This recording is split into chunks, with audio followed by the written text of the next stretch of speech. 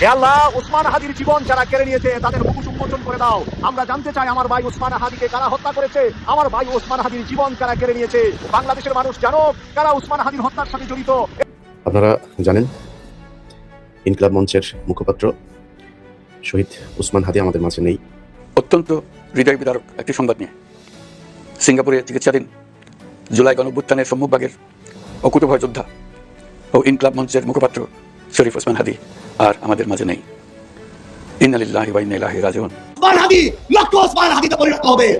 ভারত যদি মনে করে বাংলাদেশের যে হাসিনা মৃত্যুদণ্ডপ্রাপ্ত হাসিনাকে ভারতে আশ্রয় দিয়ে এই বাংলাদেশের সাথে তাদের কোনোদিন সম্পর্ক স্বাভাবিক হবে, এই বাংলাদেশে এই হাদিরা বেঁচে থাকতে কোনোদিন সেই সম্পর্ক স্বাভাবিক হবে না। শরীফ ওসমান হাদি একটি নাম, একটি ইতিহাস। শরীফ ওসমান হাদি আল্লাহর ডাকে সাড়া দিয়ে চলে গেছেন। আমার ভাই হাদি মারা গেছে, আর কোনো সুশীলতা দেখাবো না। এই হাদি হবো, সবাই হাদি হবো।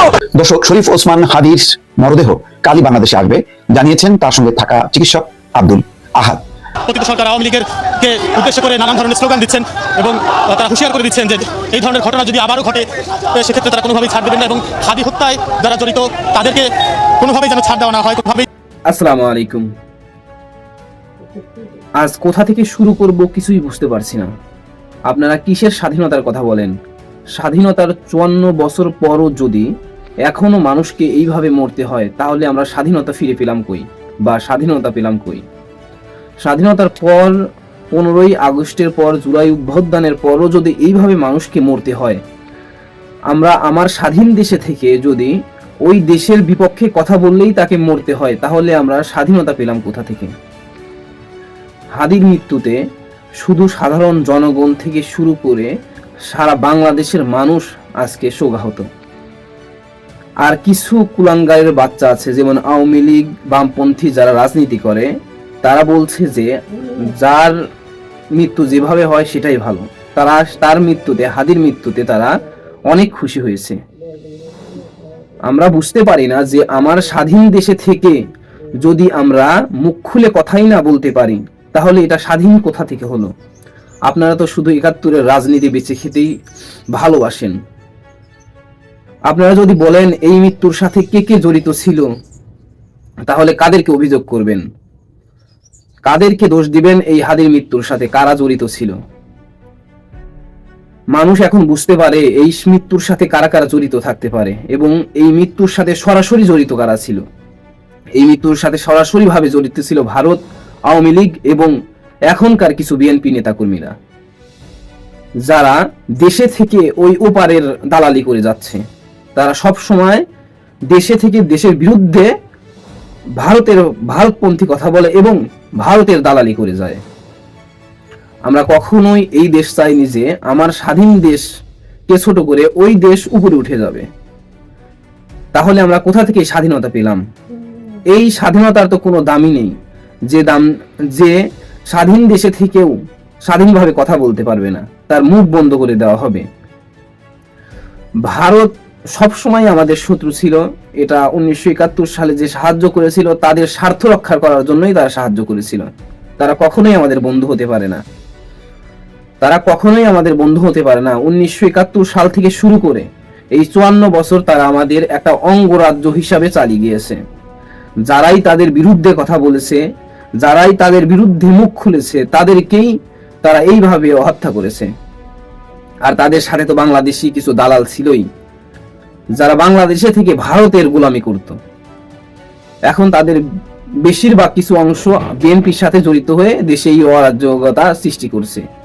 আর কিছু কিছু তো কুলাঙ্গারের বাচ্চা আছে আওয়ামী লীগের মধ্যে, তারা দেশে এখনো আছে কিন্তু তারা ভারতের দালালি করছে, স্বৈরাচারের পক্ষ নিয়ে কথা বলছে।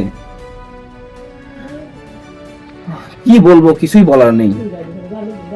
আপনারা ভিডিওর শুরুতেই হাদির মৃত্যুকে সংক্রান্ত নিয়ে বেশ কিছু ভিডিওর অংশ বিশেষ দেখে ইতিমধ্যেই আন্দাজ করতে পেরেছেন আজকের এই ভিডিওটি কতটুকু গুরুত্বপূর্ণ হতে চলেছে। অতএব চলুন না টেনে একটি লাইক দিয়ে সম্পূর্ণ ভিডিওটি দেখে আসি।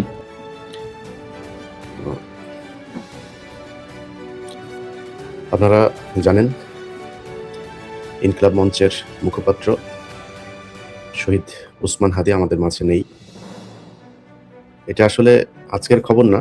যখন প্রথম এই ঘটনাটা ঘটেছিল, এটা ঢাকা মেডিকেলে যখন অপারেশনটা হয়, সেখানে এক অপারেশনে থাকা এক ডাক্তারের সাথে কথা হয়েছিল। তিনি যেটা বলেছিলেন যে এটা আসলে মানে বাঁচার সম্ভাবনা একেবারে নেই বললেই চলে। তারপরে মূলত তারা ইউনাইটেড হসপিটাল, এই এভারকেয়ার হসপিটালে যেটা নিয়ে গিয়েছিল একটা বেটার লাইফ সাপোর্ট দেওয়ার জন্য, এর বাইরে কোনো কিছু না। তো দেখেন, এই ঘটনাটা কিন্তু আমি যেহেতু জানি বা অনেকেই জানে, তার মানে সরকারের কাছে ছিল। সে যে মারা যাবে এটা সরকার বুঝতে পারছিল। তারপরেও তার যে খুনি, সেই খুনিকে বাঁচানোর জন্য সরকারের গোয়েন্দা সংস্থা, বিশেষ করে ডিজিএফআই এর কয়েকজন কর্মকর্তা, তারপরে ওর নাম কি, সেলিম আজাদ, ডিএমআই, এরা বৈঠক করে, এই খুনের আগে তারা বৈঠক করে খুনিকে মানসিকভাবে শক্তি দেওয়ার জন্য, তার বের হয়ে যাওয়ার জন্য, তাকে নিরাপদে ভারতে পাঠানোর জন্য কি কি করতে হবে আমরা এখনো নিশ্চিত না। এই ডিজিএফআই দেওয়া কথাবার্তা আমরা বিশ্বাস করি না। তারা বলছে যে সে পালিয়ে গিয়েছে। সে আদৌ পালিয়ে গিয়েছে কিনা এখনো পর্যন্ত আমরা জানি না। হইতে পারে ফয়সাল মাসুদ সে দেশেই আছে এবং ডিজিএফআই তাদেরকে বাঁচানোর জন্যই তাদের নিয়ন্ত্রিত বিভিন্ন লোকজনকে দিয়ে তারা এটা বারবার বলানোর চেষ্টা করছে যে এই মুহূর্তে তিনি পাস হয়েছেন, এই মুহূর্তে তিনি চলে গেছেন, এই মুহূর্তে তিনি কোথায় কি করছেন সবকিছু জানেন। শুধু এইটা জানেন না যে তিনি যে পালিয়ে যাচ্ছেন। আপনারা এত কিছু যেহেতু আপনারা সোশ্যাল মিডিয়াতে দিচ্ছেন, না আমি একজনের নাম বলি, যেমন জুলকারনাইন সাহেব, উনি ওনার ফেসবুকে করেছেন, এটা তার ওনার তথ্য না, ওনাকে নিশ্চয়ই গোয়েন্দা সংস্থায় দিয়েছে ওনাকে, এবং ওনাকে যে তথ্যটা দেওয়া হয়েছে সেটা গোয়েন্দা সংস্থা জেনেই দিয়েছেন।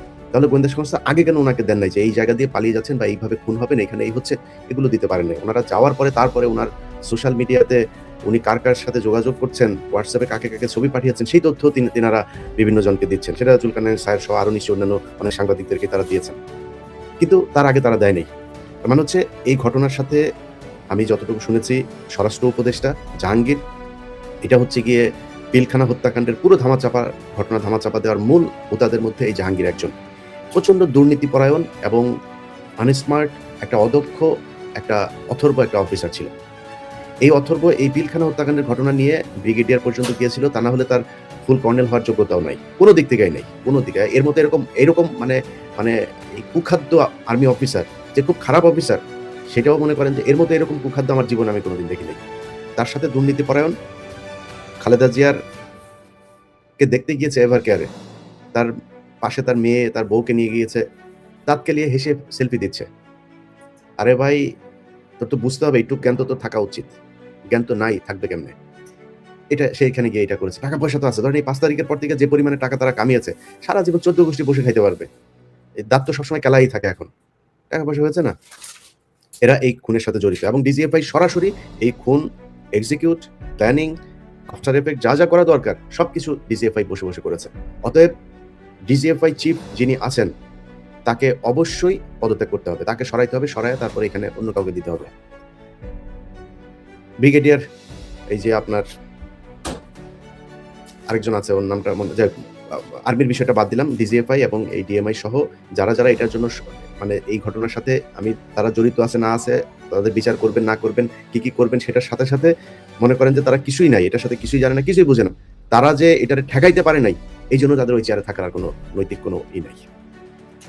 এরপরে হচ্ছে স্বরাষ্ট্র উপদেষ্টা। ধরেন এই গেল কয়েকদিনের ভেতরে যদি আপনি বাংলাদেশের আইন শৃঙ্খলা পরিস্থিতিটা দেখেন, আরে বেটা স্বরাষ্ট্র উপদেষ্টা, তুই তো কনস্টেবল হইতে পারবি না। তোরে যদি আমি জানি না তুই কেমনে ঢুকছিলি সেনাবাহিনীতে, তোর কনস্টেবল হওয়ার যোগ্যতা নাই। তুই এইখানে যেই মানুষগুলোর রক্তের বিনিময়ে তুই এই স্বরাষ্ট্র উপদেষ্টা হয়েছিস, তোর এই স্বরাষ্ট্র উপদেষ্টা হওয়ার পরে সেই মানুষগুলোর নিরাপত্তা দিবি না? সেই মানুষগুলোর পিছনে বারবার তারা একটা কথা বলার চেষ্টা করেছে, এখানে নাকি মব সন্ত্রাস হয়েছে, মবের বিরুদ্ধে তারা ব্যবস্থা নিচ্ছে, মব করতে দেওয়া যাবে না।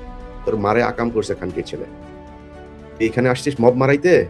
এই দেশে যদি নাকি এই যৌক্তিক দাবি করা যদি নাকি মব হয়, তাহলে শেখ হাসিনাকে সরাইলে কি দিয়া? নির্বাচন দিয়ে সরাইছিলে? সেনাবাহিনীর কু করে সরাইছিলে? এই জনগণ গিয়ে তারপরে শেখ হাসিনাকে গণভবন থেকে বের করেছে, তাহলে সেটা মব। তুই যে আজকে এই পদে বসছিস, এখানে তো স্বরাষ্ট্রমন্ত্রী ছিল, সংসদে নির্বাচিত স্বরাষ্ট্রমন্ত্রী ছিল, সংসদে নির্বাচিত এমপি হয়ে তারপরে সে মন্ত্রী হইল। তুই কোন জায়গায় এমপি হয়েছিলি? আসিফ নজরুল এ প্রথম আলোর সুশীলগিরি সেজে তারপরে প্রথম আলোর হয়ে কাজ করে। প্রথম আলোর যা বয়ান সে তাহাই বাংলাদেশে বাস্তবায়ন করতে চায়। এই শুয়োরের বাচ্চা গতকালকে পোস্ট করেছে সে নাকি জামিনের ব্যাপারে কিছু জানে না, এটার সাথে আইন মন্ত্রণালয়ের কোনো সম্পর্ক নাই।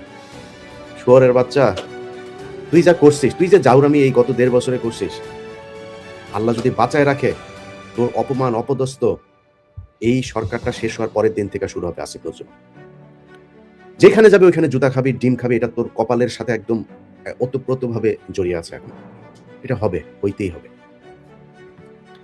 এখন আসিফ নজরুল কালকে পোস্ট করেছে সে নাকি কিছুই জানে না, এটার ব্যাপারে আইন মন্ত্রণালয়ের কোনো কিছুই নেই।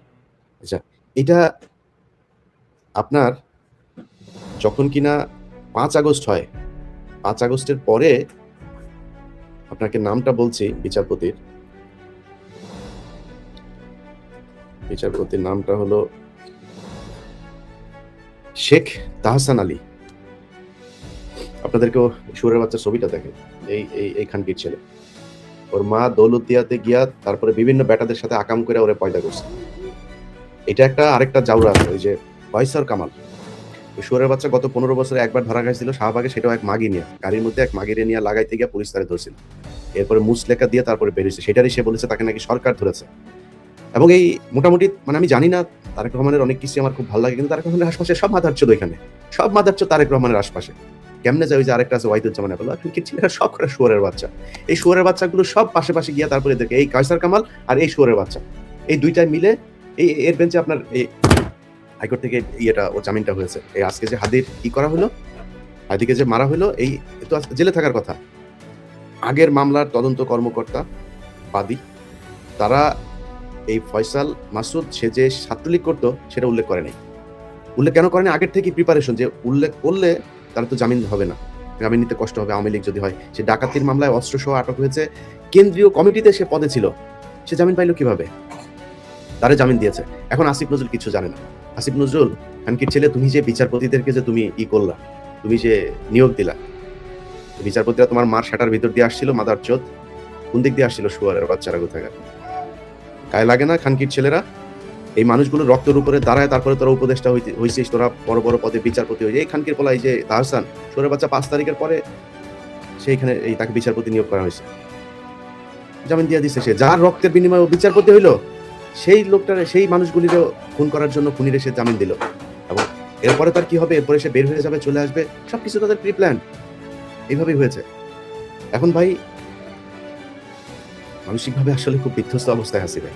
বিশ্বাস করেন, 5 তারিখের পর থেকে আজকে পর্যন্ত আসিফ নজরুলের সাথে আমার কোনো ব্যক্তিগত সমস্যা আছে, স্বরাষ্ট্র উপদেষ্টার সাথে আমার ব্যক্তিগত সমস্যা আছে, এই কয়সার কামাল আমাদের ভালো সম্পর্ক ছিল, এই অ্যাটর্নি জেনারেল ও ভালো সম্পর্ক ছিল। আরে ভাই, তোরা মানুষের চোদা রে, মাদার চোদেরা, মানুষের চোদা তোরা। মানুষ তোদেরকে তোর মারে লাগায় জন্ম দিছে এই দুনিয়ার ভিতরে। যদি তাই হইতো, তুই তোরা মানে এই কাজগুলি করলি কিভাবে? একটা মিনিমাম একটা মানে এই মানুষের যেই এই থাকে, মানে বর্ডার লাইন থাকে, এইটুকু মনুষ্যত্ববোধ তোরা দেখাইছে। টাকা পয়সার অভাব আছে, কয়সার কামাল বস্তায় ভরে টাকা নিয়ে গিয়েছে, বস্তায় করে এই কোর্ট থেকে টাকা নিয়ে গিয়েছে। আর কত টাকা লাগবে তোদের? কত টাকা দরকার আছে নাকি আরো? তোরা আওয়ামী লীগের লোকজনরে ঘরে পর্দায় সমানে জামিন করাইছিস। আসিফ নজরুল খানকে বলা শুয়োরের বাচ্চা, কয় টাকা লাগবে রে তোর? আরো কত হাজার কোটি টাকা দরকার আসিফ নজরুল তোর বাচ্চার জন্য, আরো ভালো থাকার জন্য। বল কত মাগি লাগবে, কি লাগবে বল, নিয়ে তারপরেও যা, দেশটারে শান্তিতে থাকতে দে। ও এক ইউনুস খানকির পোলা, এই মাথার চোদ ইউনুস শুয়োরের বাচ্চা হালা সারা জীবনে গিয়ে ওয়েস্টার্ন লাগাইছে, মদখোর শুয়োরের বাচ্চা বাংলাদেশে নিয়ে সুদের ব্যবসাটা করে ওরে দিছিল শান্তিতে নোবেল খারাপ খাবে জানি না। এই শুয়োরের বাচ্চা ওই রুমে যত এই শুয়োরের বাচ্চা করছে কি, ওরে এই যে আসিফ আর মাহফুজ 2টা মন্ত্রণালয় ছাড়লো 2 দিন আগে। 2টা মন্ত্রণালয় ছাড়ার পরে এই 2 মন্ত্রণালয়ের ভিতরে একদম এই উপদেষ্টা পরিষদের সবচেয়ে বড় চোর যেটা আসিফ নজরুল আর রেজওয়ানা, এই সবচেয়ে বড় চোর, এই বড় চোর 2টা মন্ত্রণালয় দিল। কেন রে ইউনুস, তোর আর কোনো বাপ ছিল না? বলে কিচ্ছু বুঝে না, বলে বিশাল আরে কিছুই বুঝে না, সারা দুনিয়া হোগা মাইরা যায়, বাংলাদেশে কেমন তুমি কিছুই বুঝো না? আমরা বুঝি না এগুলি, আমরা ওয়েস্টে থাকি, ওয়েস্টের এদের কথাবার্তা চরিত্র আমরা বুঝি না এগুলি। তুমি তো ওই চরিত্রই পাইছো, মুখের কথা আর ভিতরের কথা এক না। যায় চোরেদের নিয়ে করছে। ইউনুসের গোটা পরিবারের যত সুযোগ সুবিধা দরকার সব তারা নিচ্ছে। এই সব কিছুর দায়ী এই ইউনুস কুত্তার বাচ্চা, শুয়োরের বাচ্চা। এখানে আসছে, হ্যাঁ আমাদের সাথে বসবে, এর আবার ফর্ম পূরণ করো। তুই কি স্যারের বাল রে যে তোর সাথে বসতে হবে? তোর কাছে কোনো তদবির নিয়ে গেছি, কোনো পদ চাইছি তোরে? এরপর আবার 2 দিন পর আবার আরেকজনের দিয়ে ফোন দেয়, ভাই আপনাদের মিটিংটা হচ্ছে না, আসিফ নজরুল আর আসিফ মাহমুদ আর মনির হায়দার আপনাদের এই ডক্টর ইউনূসকে আপনাদের সাথে বসতে দিল না। আসিফ নজরুল, মনির হায়দার, ডক্টর ইউনূস উক্তি মারি আমরা, যদি আমরা ওদের কাছ থেকে কিছু চাইছি, যায় বলছি যে আমার ভাইরা এইটাতে, আমার এইটাতে, আমার এই পদে, বলছি নাকি তোরে চোদে তোরে কেউ আর কি বলারা মানুষ মেরে ফেলতেছে শুয়োরের বাচ্চারা, আর পাশে দাঁড়ায় থেকে দাঁত কেলায়। স্বরাষ্ট্র উপদেষ্টা দাঁত কেলাইতেছে পাশে দাঁড়ায় দাঁড়ায় করে, আল্লাহ চোরের বাচ্চার মতো দেখা যায়, চোরের বাচ্চা চোর শুয়োরের বাচ্চা, ও এখন পর্যন্ত পদত্যাগ করেনি। জুতা দিয়ে পেটাইলে ওরা পদত্যাগ করবে না, মজা পাইছে তো ওই জায়গায়।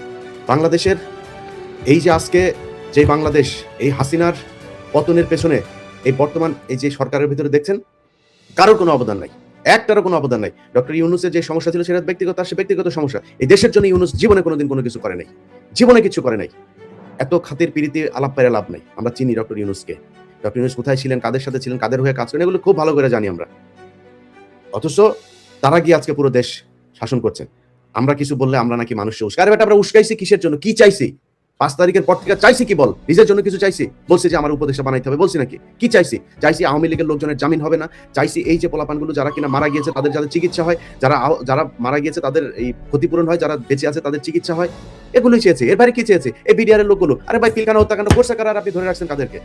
কিসের জন্য তারা এখনো জেলে থাকবে? কমিশনের রিপোর্ট দিয়েছে, স্বরাষ্ট্র উপদেষ্টা বলে দিয়েছে যে এই রিপোর্ট নিয়ে কোনো অ্যাকশন করা যাবে না, কারণ কি ওখানে তার নাম এসেছে। তো ডাইরেক্ট ওপেনে বলেছে, কমিশনের রিপোর্ট, এই কমিশনের মেম্বার যারা ছিল ওপেন মিটিং এ বলেছে যে তোমরা আমার নাম নিয়ে আসছো এখানে, তোমাদের এই রিপোর্ট নিয়ে কোনো কিছু করা যাবে না। কিচ্ছু করতে দিচ্ছে না বিডিআর এর রিপোর্ট নিয়ে। কোথায় কি করতে দিয়েছে আপনি জানেন? আমি আজকে ঘুমিয়েছিলাম, আমার ফোন দিচ্ছে যে ওই জি ভাই, হ্যাঁ আরাম জি ভাই, জি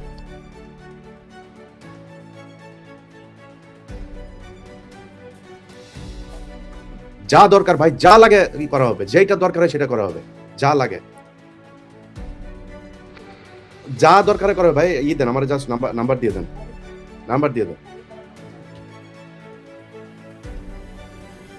ওকে ঠিক আছে নাম্বারটা দেন।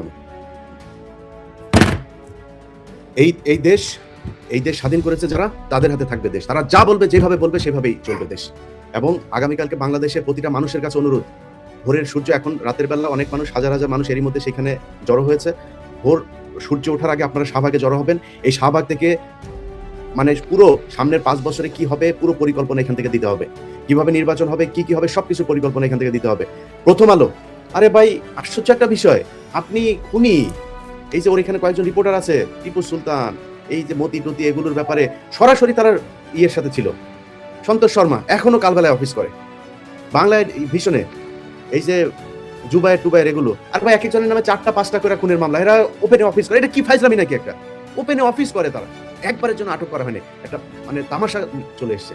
তাহলে বলেন কেউ মারা যায় নাই জুলাইতে? যদি মারা যায় এটা বিচার করেন, কত দ্রুত করতে চান, কত বিচারক নিয়োগ দিতে চান, কি করতে চান, কেমনে করতে চান, বিশেষ আদালত করতে চান, করেন, কিন্তু বিচার করেন। যদি তারা নির্দোষী হয় তাহলে ছেড়ে দেন।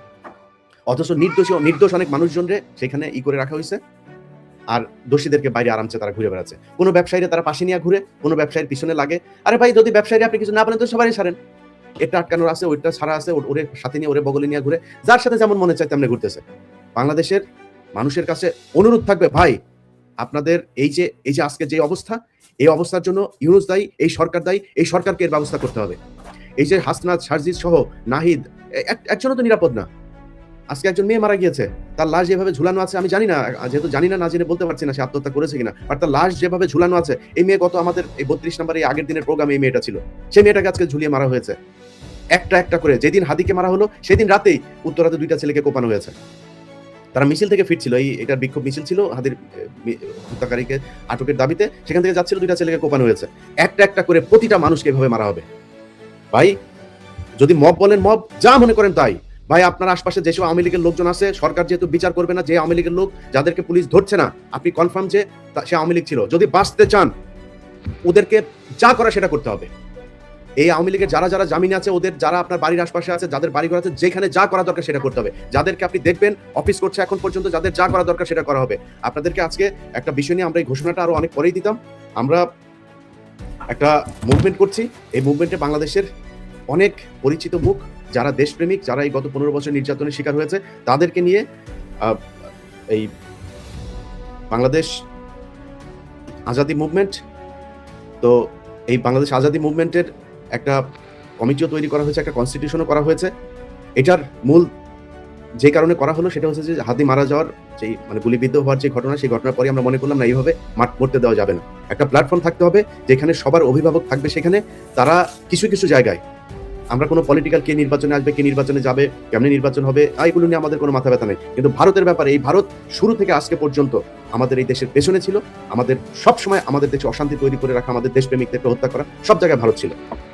অতএব এই ভারতের ব্যাপারে আমরা এক থাকবো এবং ভারতের ব্যাপারে বিভিন্ন সিদ্ধান্ত এই বাংলাদেশ আজাদি মুভমেন্ট আপনাদের সামনে নিয়ে আসবে এবং তাদের এখানে যারা যারা আছে তাদের নামগুলো আপনারা জানতে পারবেন। এটা হয়তো কালকের ভেতরেই আপনাদের সামনে চলে আসবে এবং এই যে কালকে শাহবাগে যেটা হবে সেখানেও হতে পারে, আমি এখনো জানি না, তাদের মিটিং চলছে এখন পর্যন্ত, তারা কালকে হয়তো আপনাদেরকে সেই ঘোষণা দেবে।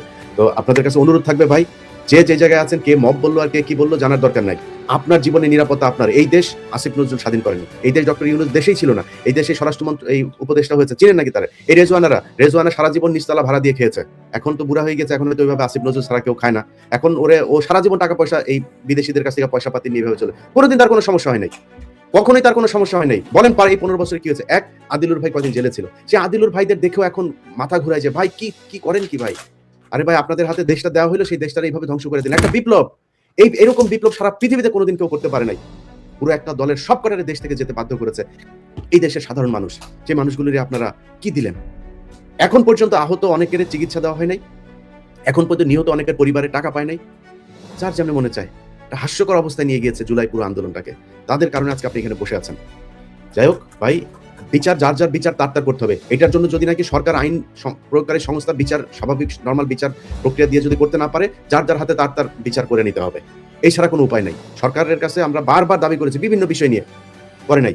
আমি আজকে একটা কথা খুব খুব সুন্দরভাবে বলে রাখি, আসিফ নজরুল স্বরাষ্ট্র উপদেষ্টা, যারা যারা আসিস তোরা খানকির ছেলেরা শোন, তোদের যদি নাকি সরকার থেকে যদি নাকি তোরা খালি সরবি, খালি তারপরের দিন থেকে তোদের পেছনে লাগা হবে, যত টাকা দরকার হয় তত টাকা খরচ করা হবে, যাদের কাছ থেকে টাকা নিতে দরকার হয় তার কাছ থেকে নেবে, দরকার জিম্মি করা হবে, যেমনি দরকার হয় তেমনি টাকা পয়সা আদায় করে তারপরে তোদের পিছনে লোক লাগানো হবে, যেটা দরকার হয় সেটা করা হবে। তোদের শান্তিতে টাকা পয়সা নিয়ে তোরা থাকবে, তোদের শান্তিতে থাকতে দেওয়া যাবে না, থাকতে দেওয়া হবে না তোদের। তোরা কি মনে করছিস এই দেশের সব মানুষ তোদের মতো বিক্রি হয়ে গিয়েছে? এই দেশে জুলাইতে যারা জীবন দিয়েছে, যারা আহত হয়েছে, যারা রাস্তায় নেমেছিল, তারা সব ঘরে চলে গিয়েছে, তাদের কিছু নাই, তারা রাস্তার মধ্যে, তারা কিছু করতে পারবে না, সব আছে, খালি তাদের একজন নেতা ছিল না, সেটার ব্যবস্থা, সেটার জন্য একটা আমব্রেলা, একটা শেড তৈরি করা হচ্ছে। এই আজাদি মুভমেন্ট বাংলাদেশ যেটা, সেটা হবে তাদের একটা প্ল্যাটফর্ম, সেখান থেকে সবকিছু বিচার করা হবে, সেখান থেকে সবার প্রতিশোধ নেওয়া হবে, কি করা দরকার, যা করা দরকার সেটা করতে হবে। ভালো থাকেন, দেখেন কি হয়। যার যার অবস্থান থেকে শাহবাগে চলে আসবেন এবং আগামীকালকে সকালের মধ্যে অবশ্যই সবাই শাহবাগে থাকবেন। এখান থেকে ফয়সালা হবে, কি হবে, রাষ্ট্রের কৌশল কি হবে। যাদেরকে যেসব বিচারকদের এই আসিফ নজরুল এই খানকির ছেলে বলছে যে ওরা কিচ্ছু জানে না, শুয়ারের বাচ্চা, তুই জানিস না, তুই বিচারকদের নিয়োগ দিস নাই? এই শুয়ারের বাচ্চা, এখন পর্যন্ত বিভিন্ন জায়গায় জেলা দায়রা জজ টজ এইসব জায়গাতে এই হিন্দুগুলোরে বসায় রাখছে, যে হিন্দুগুলো এই কয়েক বছর কোটি কোটি টাকা করছে, সেগুলোর বসায় রাখছে, সেগুলোর এখন পর্যন্ত ঢাকা থেকে নিয়ে বিভিন্ন জেলায় অনেকগুলো ঢাকাতেও, এই যে আসিফ নজরুলের পিএস মাসুম, শুয়ারের বাচ্চা সারা জীবন আওয়ামী লীগের দালালি করছে, তারা এনে তার পিএস বসায় রাখছে, সব পুরো একদম আইন মন্ত্রণালয় সে চালায়। আসিফ নজরুলের মাঝে মধ্যে মাগিয়ে এনে দেয়, আসিফ নজরুল লাগায়, আর কিছু না, আর কোনো সমস্যা নেই, টাকা পয়সা যা দরকার সবকিছু পাঠাই দিচ্ছে বাইরে। ভাই বিদেশে যারা আছেন, প্রতিদিন পত্রিকা খুললেই সবচাইতে ভালো সুন্দর নিউজটা হয়েছে 8 দিনে রেমিটেন্স আসলো 1.2 বিলিয়ন, 8 দিনে এত হাজার কোটি টাকা খালি রেমিটেন্স যায়। ভাই আল্লাহর ওয়াস্তে আপনাদের কাছে অনুরোধ থাকবে, এই ইউনূস খুনির সরকার, এই বদমাইশটা যতদিন থাকবে, আল্লাহর ওয়াস্তে আপনারা রেমিটেন্স পাঠানো বন্ধ করেন। আপনারা রেমিটেন্স পাঠান, আর এরা হচ্ছে গিয়ে সেই টাকা বাইরে পাচার করে। একটা উপদেষ্টা টাকা দেশে রাখেন, সব কটা বাইরে পাঠাচ্ছে, সব কটা বাইরে পাঠায় বিভিন্ন দেশে, অস্ট্রেলিয়া, কানাডা, আপনার তুরস্কে পাঠাচ্ছে, তারপরে পর্তুগালে পাঠাচ্ছে, এখানে পাঠাচ্ছে, এটা করছে তারা। সো তাদেরকে টাকা পাঠায় না, আল্লাহর রাস্তায় আপনারা টাকা পাঠায় না, ওরা টাকা দেশে রাখছে না। নির্বাচিত সরকার আসুক, সেটা বিএনপি আসুক আর জামাত আসুক, তারপরে আপনারা টাকা পাঠানো শুরু করবেন, কারণ এরা আমাদের এই রক্তের সরকার না, এরা সব নিজের পেট ভরার জন্য, নিজেদের মতো করে নিজেরা চলার জন্য এখানে এসেছে। আমি আশা করছি সম্পূর্ণ ভিডিওটি দেখেছেন এবং এই ভিডিওর সাপেক্ষে এবং হাদির মৃত্যুর পিছনে কাদের কাদের হাত আছে আপনার মনে হয় অবশ্যই কমেন্ট বক্সে জানিয়ে যাবেন। ভিডিওটি ভালো লেগে থাকলে শেয়ার করতে ভুলবেন না। আমাদের এই চ্যানেলে নতুন হয়ে থাকলে চ্যানেলটি সাবস্ক্রাইব করে চ্যানেলের পাশে থাকবেন। দেখা হবে নতুন কোনো ভিডিও নিয়ে, ততক্ষণ সবাই সুস্থ থাকবেন এবং নিজের প্রতি খেয়াল রাখবেন।